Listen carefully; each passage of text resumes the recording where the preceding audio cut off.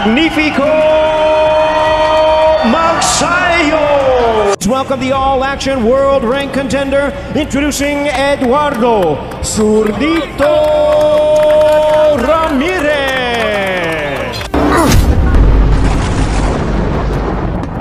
Tapos na rin ang paghihintay ng mga Pinoy boxing fans dahil ang inabangan na former WBC featherweight champion na si Mark Magnifico Magsayo ay magbabalik aksyon ng Tagbilaran City, Bohol na sa kasalukuyan nagtraining at naninirahan na sa Valencia sa California, USA. Nakuha ni Magsayo mga tol ang WBC title nang tinalo nito ang long-time champion na si Gary Russell Jr. sa pamamagitan ng desisyon at nabigo itong depensahan kay Ray Vargas. Ngunit sa pag-akyat ni Magsayo sa super featherweight ay talagang kumuha ito ng impresibong knockout na panalo sa round 3 kontra sa tigasing Mexican na si Isaac Avilar. Dahil sa impresibong panalo, nabigyan kaagad si Magsayo ng WBC World Title Eliminator sa Super Featherweight na magiging daan sa kanyang pagiging 2-Division World Champion. Ngayong June 15, 2024 ay makakaharap ni Magsayo. May 24 wins, 2 losses na may 17 knockouts. Itong isa pang Mexican na si Eduardo Zurdito Ramirez na may 28 wins, 3 losses na may 13 knockouts. Hindi ito madaling laban kay Magsayo mga tol dahil itong si Ramirez ay former IBF World Title Challenger. Ngunit tinalo ni Lee Silvy via unanimous decision at nagmula ito sa technical knockout na panalo kontra naman kay Sebastian Diaz Maldonado. Ito ay napakagandang laban mga tol dahil may common na kalaban itong si Magsayo at Ramirez. Ito ay si Isaac Avilar ng Mexico na pinabagsak ni Magsayo sa round 3.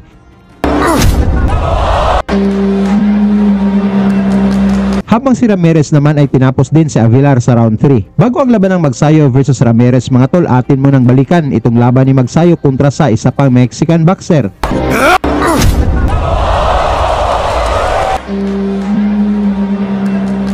Isa sa pinakamatigas at maangas na Mexican boxer na nakalaban ni Magsayo ay itong si Rafael Reyes. Kung saan puno ito ng kayabangan. Hindi pa nga naglaban ay sinabi nitong mahinang klase daw itong si Magsayo at ang gusto niyang makalaban ay si Albert Pagara, kaya madaling laban lang daw sa kanya itong si Magnifico. Halika mga tol, ating balikan kung paano winakasan nitong si Magsayo itong pinaka mayabang na Mexicano.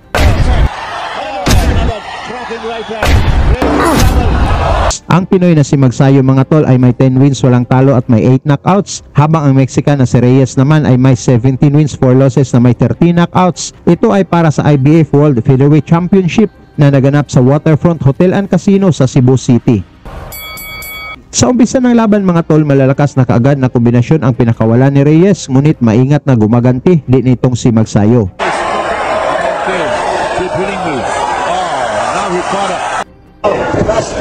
Beautiful. Umpisa na ang kayabangan nito sa Reyes mga tol habang tinatamaan ni Magsayo na para bang gusto pang palabasin nito na hindi siya nasasaktan sa suntok ni Kabayan. Right. Itong si Reyes. Magsayo, very patient. Dito sa ikalawang round mga tol, mabibilis na palitan ng kombinasyon ang pinakawalan ng dalawang boxers na gustong tapusin ng maaga ang laban. Yun ang importante. Good right. Matapang ito si Reyes.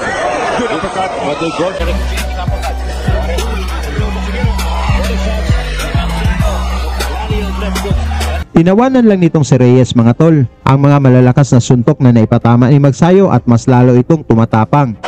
And Reyes is smiling and comes back with the body shot of his own. With the left. Body shot. Magsayo covering up. What the cornerman do? What the trainer doing the corner? They are both fighting. Body shot by Reyes. Malakas din yung mga pirada ni Reyes. Running.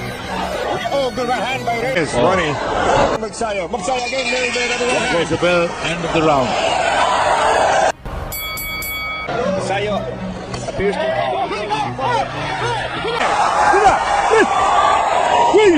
Dito sa ikatlong round mga tol, umarte na itong si Reyes na tinamaan daw siya ng low blow, ngunit binilangan pa rin ito ng referee.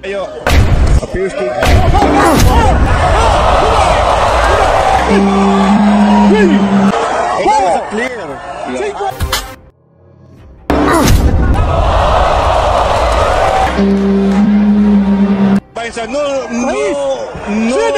No blow.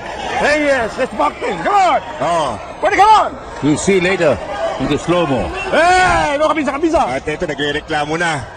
Hey, come on! Sabi ni referee Mainsa, very much in control, saying no low blow.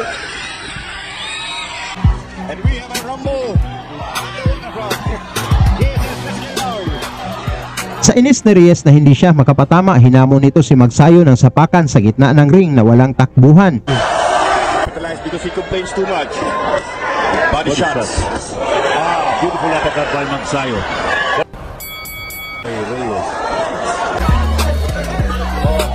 Beautiful combination. Premier's back. Nagpakawala ng low blow itong si Reyes upang saktan si Magsayo, ngunit nahuli ito ng referee. Payback. Use ang rule na yan, mga kaibigan. Time! Para maiwasan yun. Oh, kita. Where should go? Biwahan. Tres. Taking the blow. Oh, goodness. Matapang, ha? At malakas yung sumuntok. Ang ganda ng palitan. Sulit na sulit ang aksyon. Rapid fire mula kay Magsayo, pero binali wala ni Reyes. Reyes just casually walking away. Good luck by Reyes.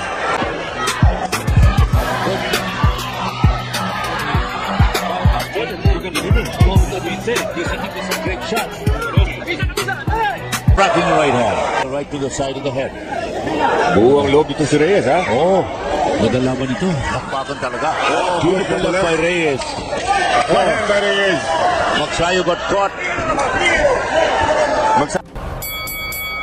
Dito sa ikalimang round mga tol, matapang na umatake itong si Reyes, ngunit nasalubong niya ang mga power shots ni Magsayo. Good combination by Reyes. Papalaban si Mark Magsayo. Yung opening ko, Magsayo wants to make some punches so he can give punches in return. Good uppercut. But this is dangerous tactic.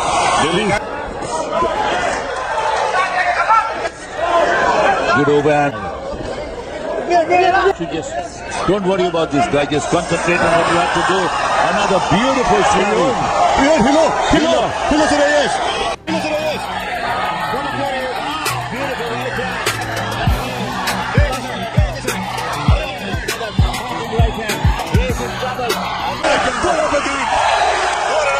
Mula sa malakas na uppercut ni Magsayo mga tol, bagsak ang Mexican. Dahil sa lakas nito ay inawat na kaagad ng referee ang laban.